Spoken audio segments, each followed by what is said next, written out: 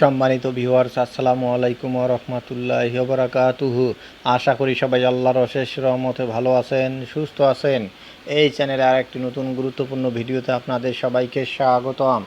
আজকে আলোচনা করব ষষ্ঠ গণবিজ্ঞপ্তির আগে বদলি চালুর দাবিতে কঠোর কর্মসূচির ঘোষণা। বিস্তারিত থাকছে ভিডিওতে। এই ভিডিওটি দেখার আগে যারা এই চ্যানেলে একদম নতুন তারা অবশ্যই চ্যানেলটি সাবস্ক্রাইব করে পাশে থাকা বেল আইকনটি প্রেস করে দিন।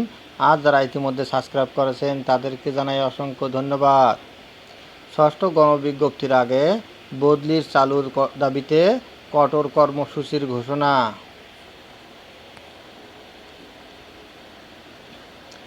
বেসরকারি শিক্ষক নিয়োগের ষষ্ঠ গণবিজ্ঞপ্তি প্রকাশের আগে নীতিমালা অনুযায়ী বদলি বাস্তবায়নের দাবিতে কঠোর কর্মসূচি পালনের ঘোষণা দিয়েছে বাংলাদেশ শিক্ষক ঐক্য পরিষদ।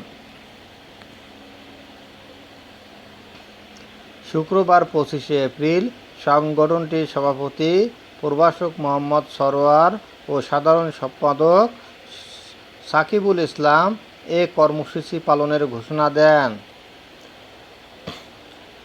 এক বিজ্ঞপ্তিতে বাংলাদেশ শিক্ষক ঐক্য পরিষদ জানিয়েছে, বদলি নীতিমালার 3.16 সংশোধন করে কমপক্ষে 2 জন শিক্ষককে প্রতিষ্ঠান থেকে বদলি ব্যবস্থা করা।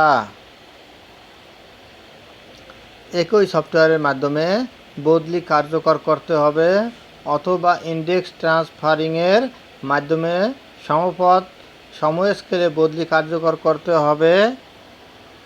কারিগরি শিক্ষকদের বদলি নীতিমালা দ্রুত জারি করা। তারা জানান, এনটিআরসিএ কর্তৃক সুপারিশপ্রাপ্ত ইন্ডেক্সধারী শিক্ষকদের বদলি গণবিজ্ঞপ্তি প্রত্যাশী ঐক্য পরিষদ 2022 সাল থেকে শিক্ষকদের বদলি গণবিজ্ঞপ্তি নিয়ে বিভিন্ন কার্যক্রম পরিচালনা করেছে। তারই ধারাবাহিকতায় গত বছরের 18 ডিসেম্বর শূন্যপদে বদলির দাবিতে কেন্দ্রীয় শহীদ মিনারে কর্মসূচি পালন করা হয়। কর্মসূচি চলমান অবস্থায় শিক্ষা মন্ত্রণালয়ের উচ্চপদস্থ কর্মকর্তার ফোন পেয়ে কেন্দ্রীয় নেতাদের একটি প্রতিনিধি দল পরিকল্পনা মন্ত্রণালয়ে শিক্ষা উপদেষ্টার সঙ্গে সাক্ষাৎ করেন। দীর্ঘক্ষণ আলোচনার পর শিক্ষা উপদেষ্টা আশ্বস্ত করেন এবং তিনি বলেন, কর্মসূচি স্থগিত করলে বদলি নীতিমালা জারি করব। তার প্রতি সম্মান রেখে ওই সংগঠনটি কর্মসূচি স্থগিত করে। পরে 19 ডিসেম্বরের শূন্যপদে বদলির পরিবর্তন জারি করা হয়। বিজ্ঞপ্তিতে আরও বলা হয়, বদলি নীতিমালার 3.15 ধারায় স্পষ্টভাবে উল্লেখ রয়েছে যে বদলি কার্যক্রম সম্পূর্ণ হওয়ার পর এনটিআরসি অবশিষ্ট শূন্যপদে নিয়োগের সুপারিশ চূড়ান্ত করবে। কিন্তু শূন্যপদে বদলি কার্যক্রম পরিচালনা না করে ষষ্ঠ গণবিজ্ঞপ্তির প্রস্তুতি নেওয়া হচ্ছে, যা নীতিমালা পরিপন্থী।